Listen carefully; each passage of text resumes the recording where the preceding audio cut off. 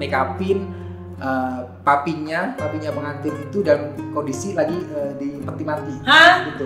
Itu bener-bener itu awkward banget sih. Jadi maksudnya pas dia menikah papinya meninggal. Anaknya lagi pesta, papinya dalam kondisi sedang di dalam peti mati.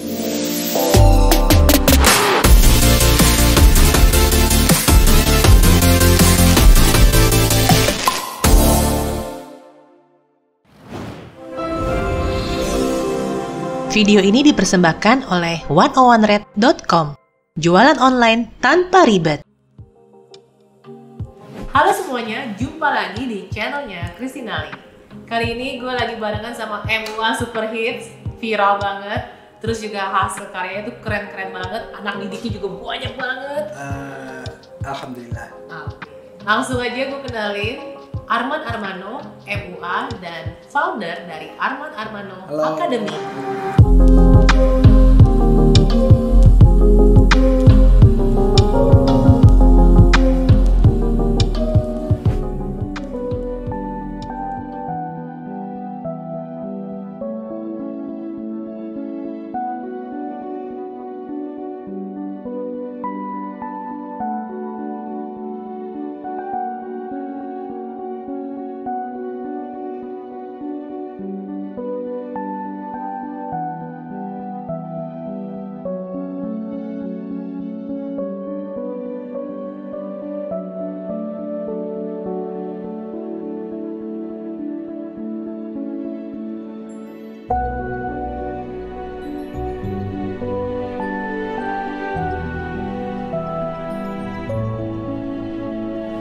Arman, boleh gak sih lo kasih tau gue, karena kita tuh bisa dibilang dunia yang berbeda ya. Gue kenal pebisnis lah, kenal MUA kan jarang nih. Ya. Nah sekarang Tapi kan bisnisnya bisnis beauty juga. udah mulai masuk ke beauty. Oke. Nah boleh gak lo ceritain, lo tuh siapa sih? Arman Armano itu siapa sih? Siapa ya? Jadi aku tuh basically aku makeup artist tapi yang sekarang lebih fokus ke bisnis. Tapi bisnisnya nggak jauh-jauh dari dunia makeup artist karena bisnisku akademi makeup artist. Gimana sih biar seorang makeup artist tuh bisa sesukses lo? Lo boleh cerita 2 jam. Oke. Perjalanan lo dari dulunya gimana? Apakah dulu lo belajar di mana? Apakah lo anak orang kaya, dimodalin segala Konglomerat macam? gitu ya. Konglomerat gitu bisa punya. Kalau konglomerat nggak mungkin jadi makeup artist. Makeup artist bukan profesi yang menarik buat konglomerat. Masa sih? Jadi ya awal mulanya tuh aku tuh sebenarnya aku memulai karir itu dari studio kerja dulu dulu. Jadi aku tuh dulu kerja di studio foto. Pas kerja di studio foto kan ada makeup artist kan, ada karya makeup artist kan. Dari situ mulai kenal dengan dunia makeup tuh karena udah mulai lama kerja itu akhirnya kan mulai bosen tuh, mulai boring tuh. Apalagi aku kan biasanya orangnya aktif banget kan itu. Jadi kerja tuh udah mulai boring gitu. Akhirnya mutusin freelance sebagai makeup artist gitu. Nah pas freelance begitulah, mungkin kayaknya ini sama dengan profesi-profesi freelance yang lain sih. Jadi kalau freelance itu kan kadang dapat duit, kadang enggak. Gitu, lu juga gitu enggak? Gitu kan gitu. Jadi kalau freelance tuh kalau pas lagi dapat duit gitu kan. Tapi kalau pas lagi speed job ya udah speed job gitu kan. Itu umum lah kayak gitu. Jadi kadang freelance ntar kerja lagi kalau nggak punya duit itu gitu sih. Jadi freelance ntar kehabisan duit ya udah kerja lagi. Ntar kok kayaknya boring nggak kerja ya, freelance lagi. Itu tuh sering banget dulu kayak gitu. Itu lo mulai freelance makeup artist waktu usia berapa? Pas aku udah di Jakarta mungkin itu sekitar 10 tahunan yang lalu lah. 10 tahun yang lalu. 10 tahun yang lalu. Lo asal mana sih? Aku Semarang. Oh Semarang. Yes. Oke, jadi 10 tahun yang lalu lo hijrah ke Jakarta. Hijrah ke Jakarta tuh aku dari sebenarnya 2014. Awalnya di Cikarang dulu. Oke. Jadi pas di studio foto itu di Cikarang, terus hijrah lagi ke Jakarta. Di Jakarta itu berkali-kali masuk ke foto bridal kayak gitulah gitu. Ntar freelance gitu deh, gitu udah berkali-kali keluar masuk kerja gitu. Tapi akhirnya karena ngerasa enjoy freelance ya udah freelance gitu, mutusin freelance. Cuman memang pada saat freelance itu tadi gitu, jadi kadang makan kadang enggak, istilah kasarnya tuh kayak gitu Cie. Jadi pernah suatu hari itu bener-bener gak punya duit, tau gak Cie? Waktu itu di kos-kosan, jadi bener-bener gak ada duit gitu, bener-bener gak ada duit. Makan itu tuh dari duit apa tuh? kan kalau abis belanja gitu kan suka ada duit koin-koinan tuh ditaruh di box gitu. Jadi makan tuh dari itu. Karena lu udah mungut-mungutin ada berapa mungut-mungutin gitu itu jadi cepean, gopean gitu. Itu belum lama sih. Belum lama-lama banget sih, sebelum hari ini lah. Maksudnya sebelum aku dikenal publik itulah ya. 4 tahunan lalu? Enggak, mungkin 7 tahunan kali, 7 tahun lalu. Lama gak sih? Lumayan. Cukup lama tapi serasa baru kayak kemarin. Iya, serasa baru kemarin gitu. Karena kos-kosannya itu masih di situ gitu. Jadi kan kos-kosnya deket kantor kan. Sampai akhirnya pas Instagram mulai rame temenku kan nyaranin tuh, lu coba deh main Instagram deh gitu. Nah pas temen nyaranin coba main Instagram, mainlah Instagram. Pas main Instagram itu jadi kayaknya pintu rezeki, pintu segala apa yang membawa lo ke titik sekarang. Iya, jadi kayaknya pas mulai main Instagram tuh kayak jadi turning point-nya tuh di situ, C. Titik baliknya. Iya, pas lagi main Instagram itu, respon udah mulai bagus tuh, kayaknya udah kebuka pintu nyari makannya itu udah mulai kebuka. Coba. Waktu lu pertama kali main Instagram lu posting apa aja waktu awal-awal? Makeup-makeupan. Jadi lu ada model? Sebenarnya nggak ada model, jadi karena waktu itu kan aku udah freelance makeup kan, jadi suka ada beberapa ada sisa-sisa foto yang ada di gadget. Padahal aku tipikal orang yang tidak terlalu suka foto-fotoan sebenarnya. Jadi baik foto aku sendiri maupun foto orang tuh nggak suka. Jadi foto klien lu jarang ngefoto? Enggak. Bukan jarang lagi, hampir nggak pernah gitu. Nah terus akhirnya gitu. Akhirnya karena temen nyaranin main Instagram, ya udah mau mulai gitu. Jadi kayak foto yang ada aja gitu. Yang before sama after? Nggak sampai before after, tapi pokoknya foto yang ada, kayak minta ke fotografer. Jadi kan pernah kita collab sama fotografer. Ya udah gue minta sama fotografer yang dulu pernah collab sama aku kayak gitu. Awal-awalnya, nggak lama kemudian tuh banyak yang minta private, C. Yang minta private makeup gitu. Banyak banget yang minta private makeup. Jadi kayak sempet bingung gitu, aduh kok banyak banget yang minta private makeup gini, karena kan aku nggak pernah belajar makeup. Jadi aku tuh nggak pernah belajar formal tentang makeup-makeupan tuh nggak pernah gitu. Jadi mungkin makeupku bagus, tapi secara teori aku tuh nggak ngerti dasar makeup yang bener, teori makeup yang bener tuh kayak apa tuh sebenarnya nggak begitu paham gitu. Cuman pas mulai ada banyak yang menawarkan pengen private, ya udah kok kayaknya kok ada peluang duit nih, ya udah hajar aja gitu. Jadi nggak mikir nanti ntar cara ngajarnya gimana tuh, udah gak mikir, yang penting dapat duit aja saat itu dapat duitnya gitu. Cuma respon teman-teman juga bagus, ya udah ambil aja gitu. Sampai akhirnya dari mulai ngajar itu banyak terdengar ke kuping-kuping IO nih, IO beauty saat itu. Dari situlah tawaran jadi narasumber tuh mulai rame. Awalnya sih sebenarnya dari situ gitu.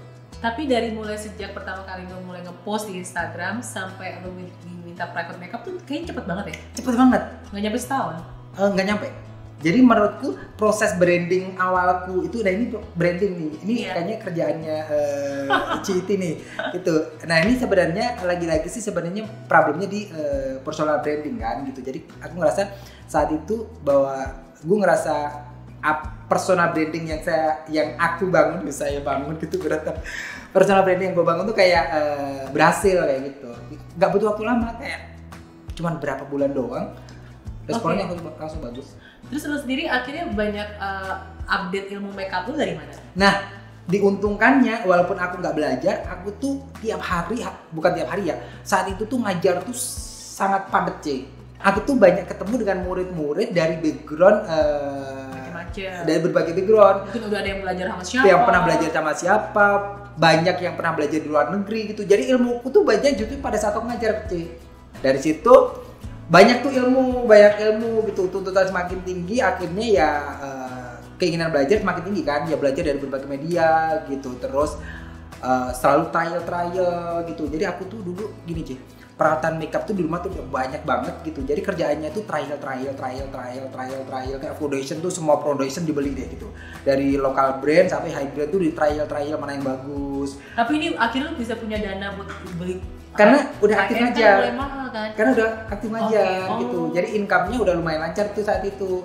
Jadi semua produk tuh hampir gue beli semuanya gitu. Buat sekedar trial and error aja gitu. Iya. Ini relate banget lah ya sama orang yang terjun ke dunia makeup artist. Ya mungkin modalnya masih pas-pasan. Lalu waktu pertama kali jadi freelance MUA gitu, dana buat beli makeupnya dari kan mana? aku harus kerja. Oh. Karena aku udah kerja dulu. Lu masih kerja ada. Jadi aku udah kerja, Okay. pada saat kerja pun aku udah kebeli mobil. Oh. Gitu. Okay, Pada saat kerja aku kebeli mobil dan memang gue tuh gini, jadi tipikal orang yang seneng gambling. Iya. Aku tuh orangnya seneng banget gambling, jadi nggak yang takut Seneng ambil resiko. Seneng ambil resiko gitu, jadi seneng ambil resiko. Nah pada saat itu gue udah ada mobil gitu waktu itu.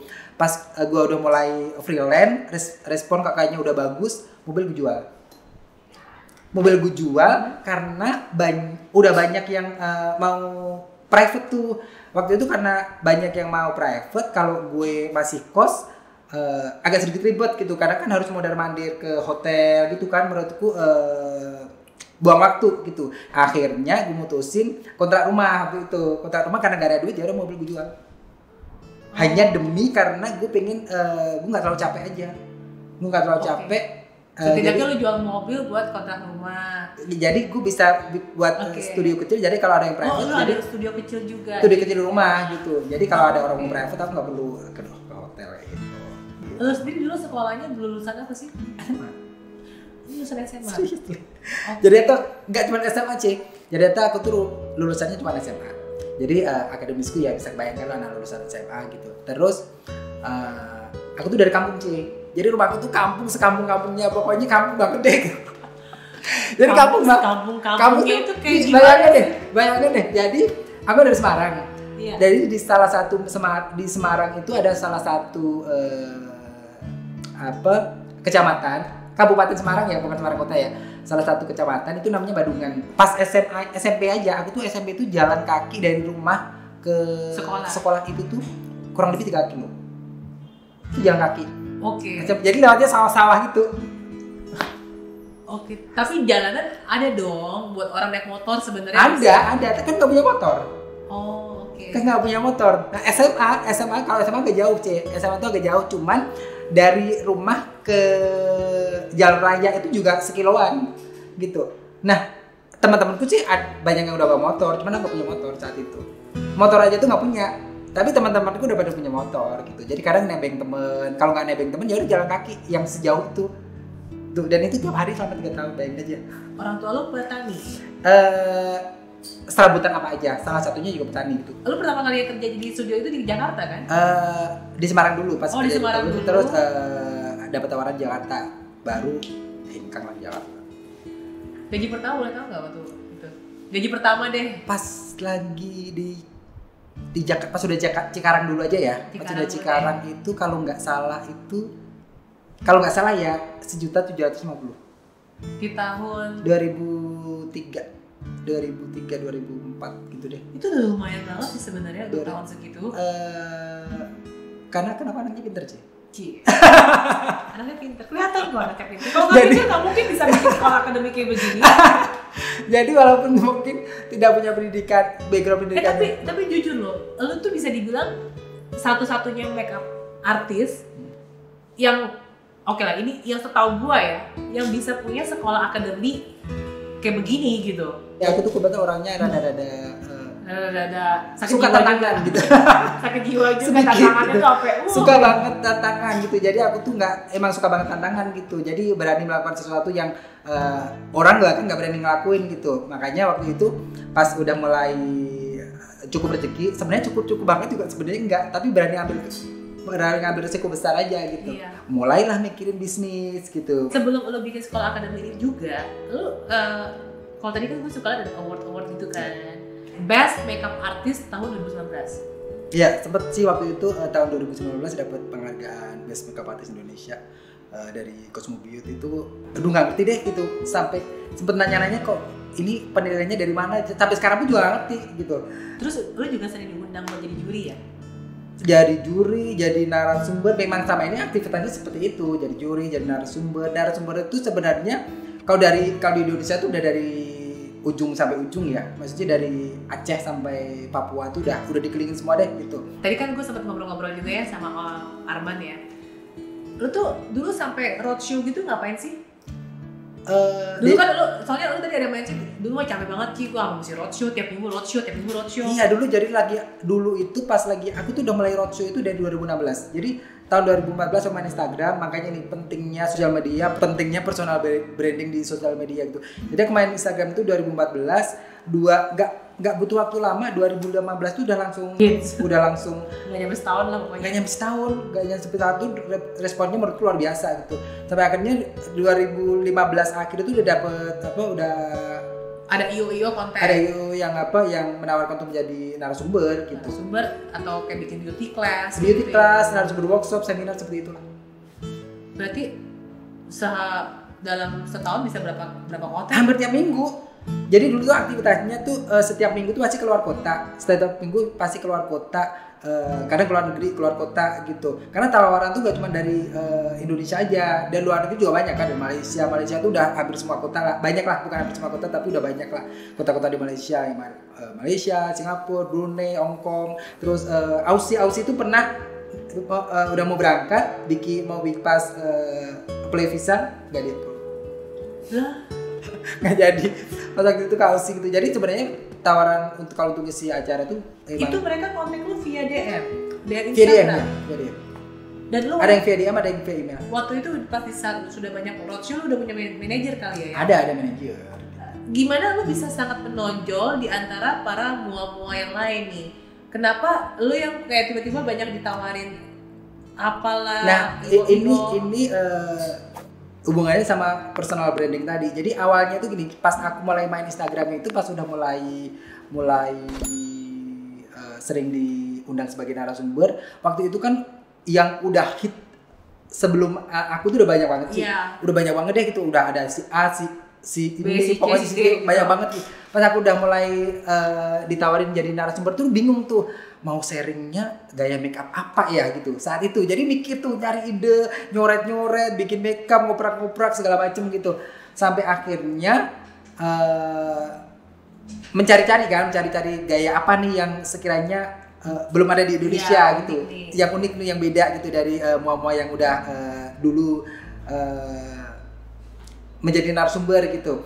Nah, waktu itu dari hasil pencarian itu aku menemukan gaya Aika Kris makeup itu C. Nah, dari situ respon bagus C. Ya udah, setiap jadi narasumber baik itu seminar atau workshop selalu sharingnya yang Aika Kris makeup itu. Dari situlah akhirnya itu yang membesarkan nama aku. Tapi apa yang membuat lu mendasari lu, gue pengen deh bikin akademi gitu? Karena gue happy C.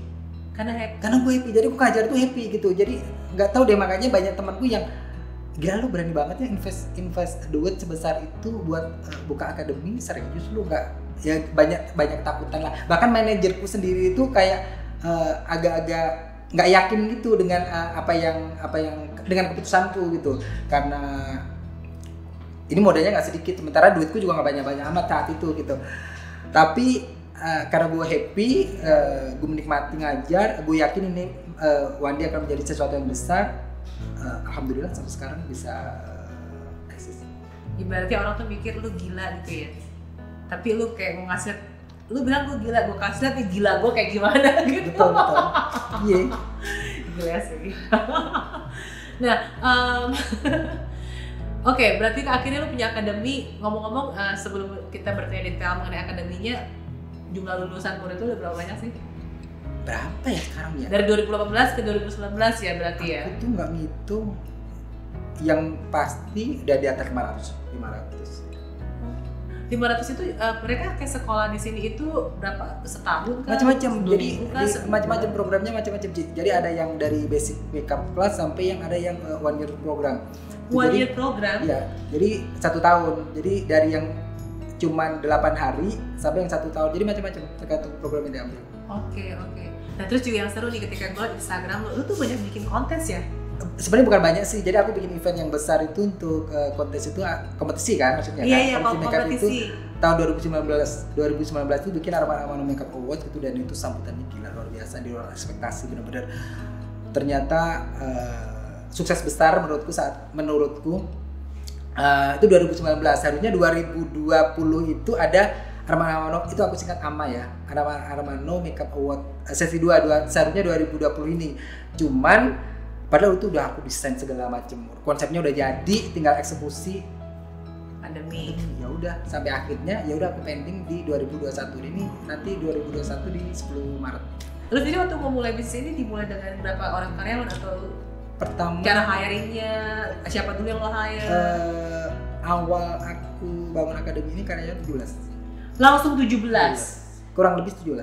Gila juga ya. Lo langsung ngurusin apa aja itu? Padahal itu gak punya duit loh cuy. Kok bisa gak punya Serius? duit? Jadi gue Lu tuh habis buat beli ini atau buat jadi gue tuh dekorasi? orangnya tuh nekat gitu. Jadi duit urusan belakangan deh gitu. Ntar juga akan ada jalannya. Gila gak? Tapi lu punya duit buat nyewa dong. Atau apa? Sewa udah kelar. Sewa Sewa udah belum kelar. kelar. Jadi sewa ini dibayar 2 kali. Oke. Ini buka-bukaan ya? Gak apa-apa ya?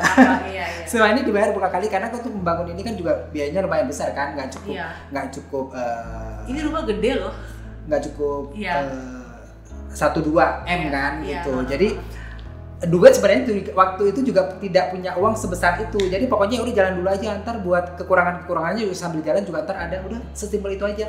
Jadi mikirnya kalau misalkan memang Tuhan merestui apa yang menjadi apa yang sedang aku rencanakan, pasti akan ada jalannya kok. Emang lu dulu sampai nggak punya apa-apa tuh kayak gimana sih? Lu dari tadi nggak cerita loh. Karena ya pas di Jakarta, kebayangkan sih, jadi di Jakarta itu pas lagi di awal Jakarta ya, lagi di awal Jakarta kerja dengan gaji ya menurutku sih pas-pasan, nakalnya minta ampun gitu Cik, menurutku. Jadi nakal gitu kerjanya, dugem. Kalau ngomongin kenakalan saat itu kayaknya nakal banget gitu ya. Tuh jadi ya udah memang bener-bener nggak punya apa-apa gitu, sampai mulai kayaknya ya itu sampai kayak mulai pintunya dibuka itu udah pas mulai ketemu Instagram. Tapi lu bisa belajar manajemen segala macam itu otodidak.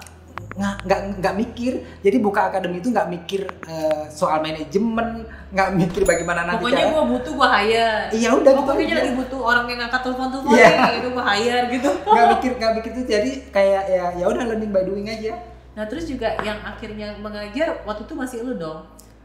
Enggak, dari awal aku udah langsung hire beberapa tim pengajar yang aku training sampai benar-benar bisa.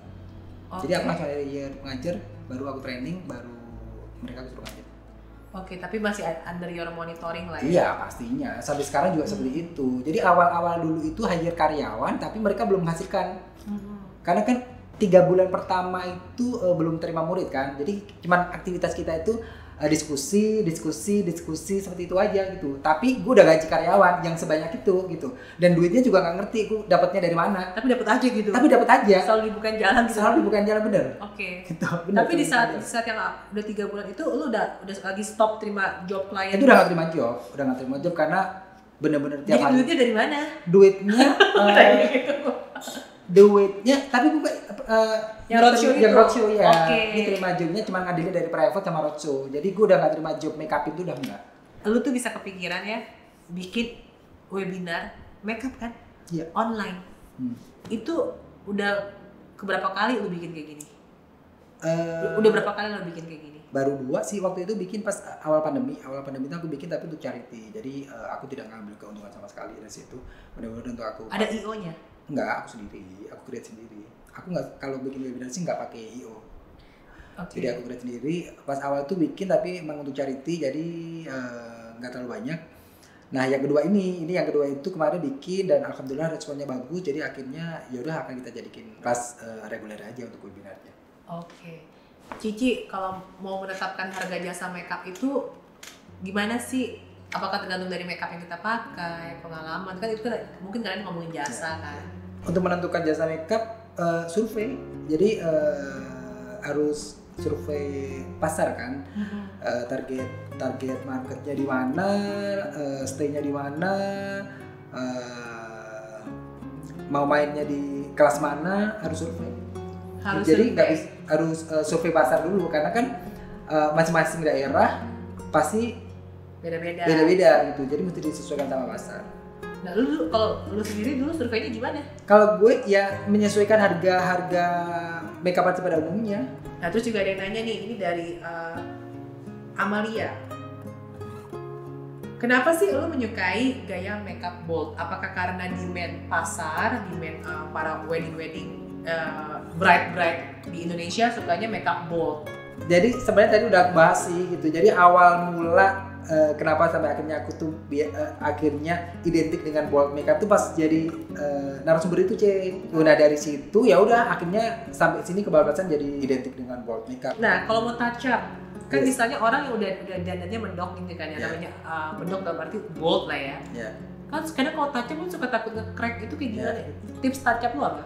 Kalau touch up itu yang paling penting sebelum mulai touch up harus pakai translucent dulu. Oke. Kalau pakai translucent, wajah udah mulai bener-bener bebas dari minyak, baru udah mulai touch up aman sih. Jadi jangan sekali-kali touch up langsung ke produk, langsung ke makeup, tapi mulai dari translucent dulu. Orang kan kalau ngeliat lu tuh kayaknya gak usah orang lah gue gitu ya, dengan cerita lu tuh orang yang sangat optimis, kayaknya tuh hidup lu lancar. Emang hidup gue lancar. Gila lancar, emang lancar Gila ya. lancar. Nah oke, sekarang gue tanya. Selalu happy gitu Iya, ya. selalu happy. Sebenarnya lu sendiri pernah gak sih kayak ngerasain saat tuh dimana lu lagi down lah, atau mungkin karena momen sama kerjaan lah? Gue rasa setiap manusia pasti pernah pernah ketemu momen itu ya, momen dimana kita lagi down itu pastilah gitu. Nggak mungkin lu kayak tol, nggak mungkin kan gitu. Pernah sih, jadi ada satu momen waktu itu tuh kayak udah ngerasa jenuh, kayak pengen ninggalin semua yang selama ini aku kerjain gitu. Jadi kayak udah bosen banget berkecimpung di dunia makeup. Jadi benar-benar kayaknya tuh udah pengen pergi gitu. Padahal akademi udah baru berdiri sekitar 1 tahun waktu itu. 1 tahun akademi berdiri, setahun lebih. Tapi dalam situasi yang benar-benar down, kayaknya udah nggak mau ngurusin lagi akademi, pengen bener-bener udah nggak mau berkecimpung lagi di dunia makeup, pengen ninggalin semuanya. Itu tuh sampai waktu itu aku jadi kayak orang bingung sih, aku tuh ke airport. Jadi pokoknya aku nggak tahu mau kemana, yang penting aku udah gue ke airport aja. Nyampe airport udah malam kan, gue bingung mau nyari tiket pesawat kemana, karena memang gak ada tujuan gitu. Lu sih tipikal orang sangat-sangat nekat dan nge-flow banget ya. Iya bener-bener emang nekat yang nge-flow banget gitu, bener-bener unplanned banget gitu. Jadi pokoknya jalan aja sampai akhirnya ya udah ngelihat, tapi memang kalau kemana-mana selalu mempersiapkan paspor gitu. Jadi udah nyampe airport, ngelihat perjalanan yang paling dekat pas gue datang itu ke Batam. Jadi kan ngelihat schedule pesawat kan, gitu yang mau kemana ya, schedule flightnya gitu. Ke Batam, ya udah asal beli tiket langsung Batam tanpa tujuan sama sekali. Dari Batam bingung kan mau ngapain kan, nginep di Batam. Jadi nginep di Batam. Terbang juga ternyata. Iya bener-bener nyampe ke Batam. Terus ke Batam karena memang pikiran lagi kacau gitu. Nginep di Batam, lanjut ke Singapura. Waktu itu ke Singapura naik ferry. Di Singapura, nginep di Singapura, karena bingung nggak ngerti mau ngapain kan gitu. Lanjut ke Malaysia, naik ferry lagi. Jadi dari Batam ke Singapura, dari Singapura ke Malaysia. Di Singapura sempat nginep semalam? Semalam apa 2 malam. Oke. Gitu, nginep ke Malaysia, ke Johor. Dari Malaysia balik lagi ke Batam lagi gitu. Jadi muter-muter naik itu, tapi itu nginep sehari semalam apa 2 malam gitu, udah gue lupa gitu, karena pikiran lagi kacau, bener-bener pikiran lagi kacau. Nah tapi pada saat bersamaan gue mikir gitu, gimana dengan keluarga, gimana dengan karyawan-karyawan. Yang gue pikirin bukan bisnisnya tapi karyawan. Saat itu gue jadi kayak mikir,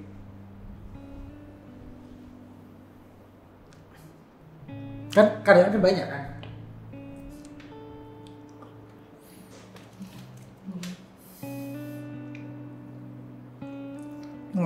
Bener lagi sebenarnya. Jadi karena karyawan banyak, gue mikirnya ada beberapa karyawan mungkin nggak bergantung 100% dari manajemen kan gitu. Dia ada penghasilan lain gitu. Tapi ada beberapa karyawan yang memang dia bergantung bener-bener dari akademi kan. Iya, gitu. iya.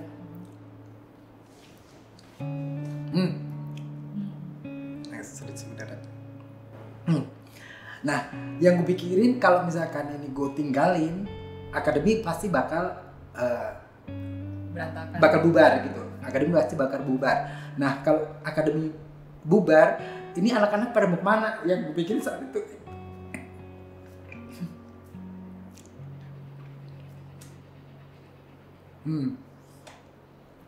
Yang gue pikirin saat itu gitu, ini banyak karyawan, anak-anak banyak bergantung dari sini. Kalau misalkan sampai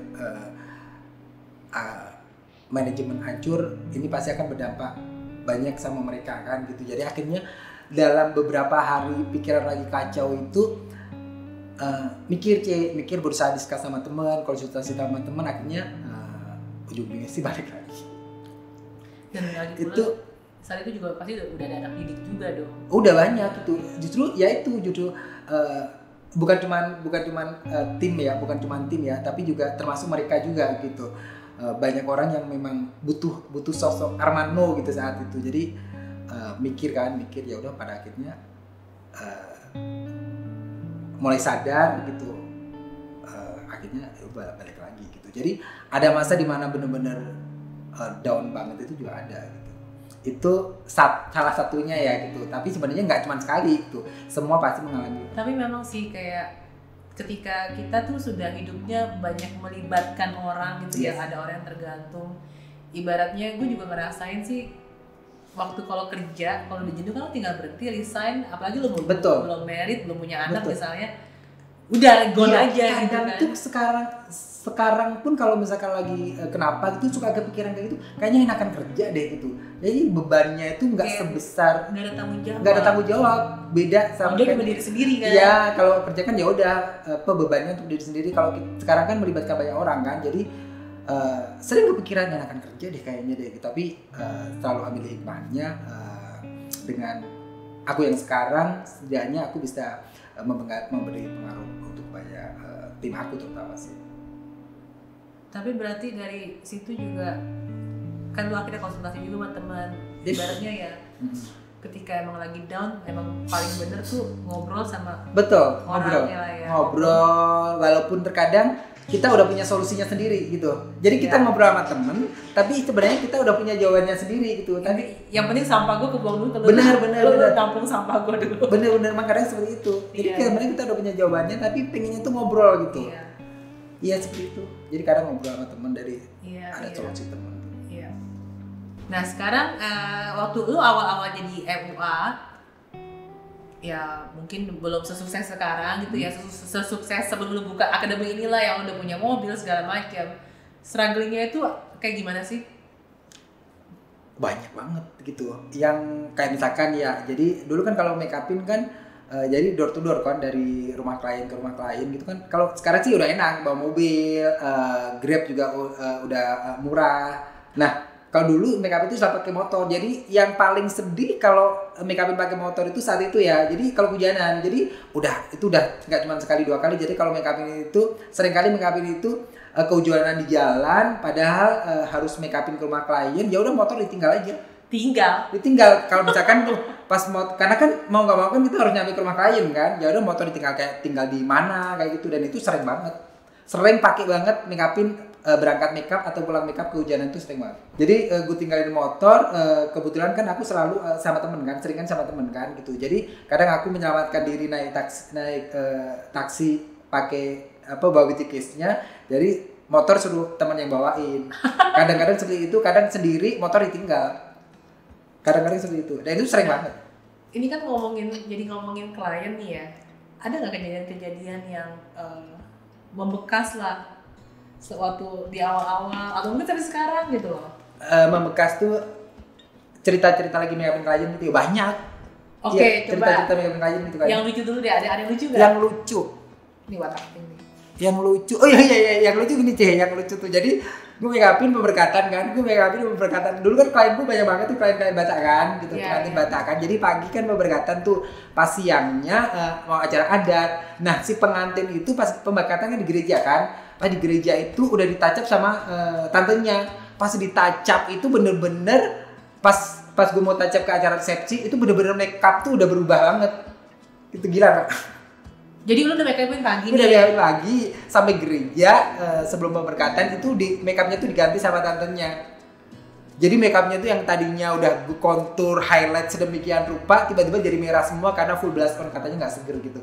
Jadi bener-bener itu dirubah seberubahnya sama tantenya itu. Enggak, gue sih Akhirnya lu hapus ulang? enggak juga, akhirnya gue tancap pas sebelum pemberkatan gitu. Tapi ya tetap menyesuaikan selera tantenya karena memang orang yang berpengaruh dalam pesta itu Oke, kan. makanya mungkin si Pengantinnya juga pengantinnya ya udah. ya udah daripada beribut gitu ya. bikin Kalau gua bola sih- merah-merah lah.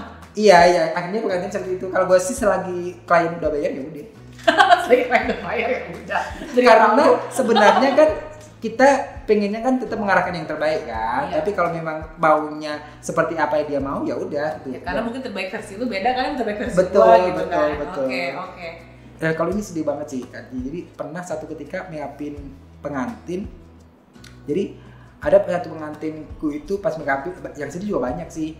Make-upin pengantin, pas gue make-upin di samping, pas gue lagi make-upin pengantinnya, mamahnya tuh lagi di oksigen di samping pengantinnya gitu. Ini persis kayak jadi dia duduk Iya, di samping ranjang jadi- mamanya. Bener, jadi gue make-upin di ruang makeup, mamanya sambil di oksigen di sampingnya gitu. Mamanya sadar. Mamanya nggak sadar, itu di oksigen. Jadi pokoknya Gila. karena ya mau nggak mau acara harus dilanjutkan. Jadi dalam situasi seperti itu mamanya tetap dihadirkan di acara pernikahannya. Itu sedih banget sih gitu.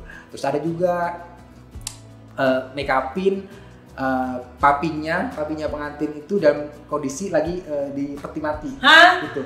Itu bener-bener itu awkward banget sih. itu nggak ngerti deh situasinya seperti apa saat itu gitu. Jadi karena Jadi maksudnya pas dia menikah papinya meninggal. papinya meninggal, anaknya lagi pesta, papinya dalam kondisi sedang di dalam peti mati di rumah sakit gitu. Jadi itu menurutku momen yang Itu pengantinnya pas lagi didandanin apa nggak nangis kayak hatinya pasti berkecamuk gitu ya. Tapi yang mereka berusaha untuk tetap mencoba senyum, apalagi kan akan ketemu sama tamu kan gitu. Jadi tetap mereka berusaha untuk senyum. Apa sih tips lu buat MUA pemula deh? Mereka tuh mesti punya apa sih? Tipsnya yang paling penting fokus gitu, karena banyak sekali makeup artist. Ini termasuk terutama pesan buat murid-muridku nih, buat murid-muridku harus pada nonton nih. Misalnya jadi banyak sekarang itu pas lagi belajar itu awal-awal semangat banget kan gitu, tapi nggak fokus. Jadi belajar pas semangat di awal doang, tapi habis itu nggak fokus, nggak konsisten. Makanya yang paling penting sebenarnya sih bukan hanya karya makeupnya aja yang bagus, konsisten, fokus itu yang paling penting gitu. Tapi juga harus kalau mau menjadi besar memang nggak cukup hanya berhenti sampai di situ, harus kreatif, harus inovatif, harus berusaha mencari sesuatu yang beda dari mua-mua yang lain gitu. Jadi apa sih yang beda dari kita gitu, pasti ada. Entah lu jagonya bikin alis Ya, kayak aku jagonya yakin di mata setiap makeup kayak. artist itu pasti punya keunikan. Nah, keunikan itulah yang di highlight gitu. Kalau lu jagonya di apa? Kalau Paling spesifiknya apa? gue semuanya jago sih. Gue semuanya jago, gimana dong? Keren ya, sombong ya. Gak apa-apa, jadi orang mesti sombong. Maksudnya gue mesti optimis dan mesti percaya diri lah. Nah, saya bukan sombong, percaya diri. Nah, sekarang kan lu udah punya Arman Armano yang lokasi di Rawamangun, Jakarta. Keren kan? Dipromosiin loh. Nah, lu sendiri ada niat ekspansi gitu gak sih? Ada Niat dong. ekspansi. Oh ada? Ada dong gitu. Ini Tapi coba Arman Armano cuma satu orangnya. kan tadi gue bilang, jadi gue pengennya suatu hari nanti tuh Arman Armano bukan menjadi sebuah nama seseorang gitu, tapi gue pengennya ini akan menjadi sebuah brand gitu. Makanya gue pengen banget, jadi gue pengen dalam waktu dekat juga insya Allah gue mau buka di salah satu kota di Indonesia. Insya Allah dalam waktu dekat, ditunggu aja, semoga semuanya lancar. Terus nggak cuma satu kota, tapi juga nanti rencana mau buka di beberapa kota di Indonesia. Semoga aja semuanya dilancarkan. Gue yakin lu pasti bisa sih. Pasti dong, harus Soalnya bisa dong. gue ngeliat lu tuh begitu udah mau satu, lu akan berjuang, ambil resikonya juga bodo amat. Iya. Keren. Jadi, Karena gue tuh nggak mikirin resiko gitu. Iya. Pokoknya gue ada peluang, gue suka ya gue jalanin gitu. Jadi Ngeflow. ngeflow banget gitu. Jadi masalah nanti akhirnya ini berhasil atau tidak urusan nanti deh gitu. Yang penting gue jalanin dulu aja. tapi lu pasti punya tim juga yang ada menganalisa juga kali ya. Nggak juga. Oh gitu. Gue nggak punya tim analisa gitu. Cuman kadang sih untuk hal-hal tertentu memang discuss sama temen. Kebetulan gue ada manajer juga, kadang discuss sama manajer, itu aja. Pengennya bahkan nggak cuma di Indonesia, pengennya itu juga nanti ada cabang di Singapura, di Malaysia. Pengennya ya, semoga sih bisa terrealisasi. Ini buat yang mungkin para MUA juga yang nonton saat ini ya, lu tuh mesti bisa contoh banget tuh gebrakan-gebrakan yang dilakukan oleh Arman Armando. Mulai dari yang lu ketika bikin akademi ini nih, gue tuh nonton grand launching lu tuh spektakuler banget sih menurut gue. Itu gede-gedean dan itu berani loh. Berani banget. Duitnya juga pada saat itu juga pas-pasan sebenarnya gitu. Jadi lagi-lagi modalnya nekat sih, jadi nge-flow aja. Nah, terus yang kedua itu ya tentunya dengan berani membuat akademi yang juga nggak main-main gitu, nggak cuma asal jadi gitu kan, secara dekor, secara modul, secara fasilitas itu juga dipikirkan banget. Terus juga kemudian yang gue dengar nih, ini tuh gebrakan selanjutnya adalah ketika Arman Armando ini Arman membuat kompetisi makeup, itu yang ikut animonya luar biasa banget, dengan hadiahnya juga gede banget. Hadiahnya berapa waktu itu lu bilang? Yang kemarin yang pertama itu uang cashnya itu 100 juta untuk uang cashnya. Uang cashnya aja untuk. Jadi total hadiah itu 500 juta. Oh, jadi 500 juta total hadiahnya? Sama beasiswa dan sebagainya ya, karena kan banyak ada tour ke Bangkok, segala macam itu, pokoknya total hadiahnya 500 juta. Itu sih berani banget ya. Lu tuh kayak kagak mikir, ntar ini gue bocos gak ya, rugi gak ya, apa gak ya? Nggak, dan gue tuh selalu bikin acara gitu sih. Sebenarnya duitnya tuh juga nggak di tangan gitu, jadi nggak mikir sambil jalan aja. Ntar juga ini orang bejo banget loh. Ntar duitnya juga bakal ada. Kayak gitu, selalu kayak gitu. Tapi alhamdulillah, tapi gue yakin pasti akan ada jalan. Jadi gue tuh selalu mikir kalau misalkan memang memang udah kehendaknya pasti akan dimudahkan. Iya. Tapi kalau misalkan memang Tuhan tidak berkehendak, pasti akan dipersulit gitu. Ya udah, jadi ngikutin kata Tuhan aja gitu. Lu kayaknya emang udah punya jiwa bisnis dari kecil. Sepertinya seperti itu. Iya sih. Karena pada dasarnya memang suka membuat konsep, suka mengkreasi sesuatu kayak gitu deh gitu. Happy gitu. Jadi nggak mikir untung rugi, nggak mikir profit gitu, tapi mikir yang penting gue happy dulu deh gitu. Masalah profit itu ntar belakangan deh, yang penting gue happy aja. Orang tadi gue juga lihat ada quote di dekat meja lu, do what make you happy. Yes. Iya nggak sih? Gila ya. Ketika lu menjadikan hobi lu, passion itu sebagai suatu kerjaan, lu nggak akan pernah merasa kerja seumur hidup sebenarnya. Jadi happy aja gitu. Kalau lu pengen jadi besar, lu harus siap mengambil risiko besar.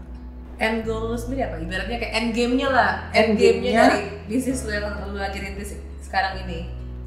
End game-nya pun sama sih. End game-nya tuh sama. Jadi saya nggak punya rumah aja tuh, aku juga nggak pernah punya cita-cita pengen punya rumah yang bagus kayak gitu, sampai sekarang juga nggak punya gitu.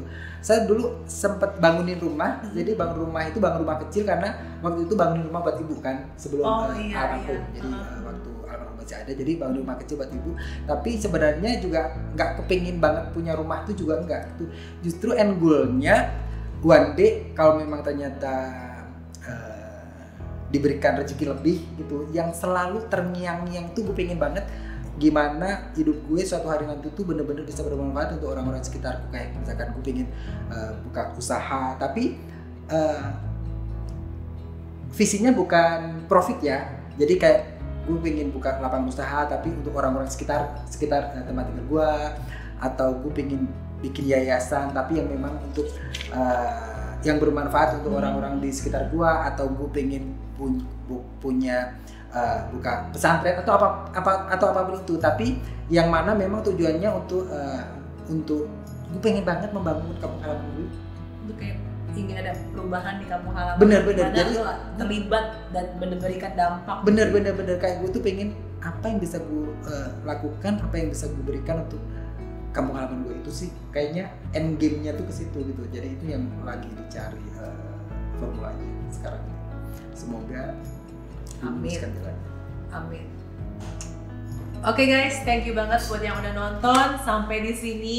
Keren banget, menginspirasi sekali bagaimana seorang anak kampung, ini versi dia loh kampung ya. Anak kampung bisa menjadi sesukses sekarang. Amin. Dan mari kita juga bantu doain juga biar cita-cita dan impiannya Arman ini tercapai. Amin. Dan jangan lupa juga kalau buat kalian yang terinspirasi, share, komen juga kalau ada pertanyaan. Follow juga Instagramnya Arman Armando. Saya undur diri dulu, saya Christina. Saya Armando. Sampai jumpa di video saya selanjutnya. Bye-bye.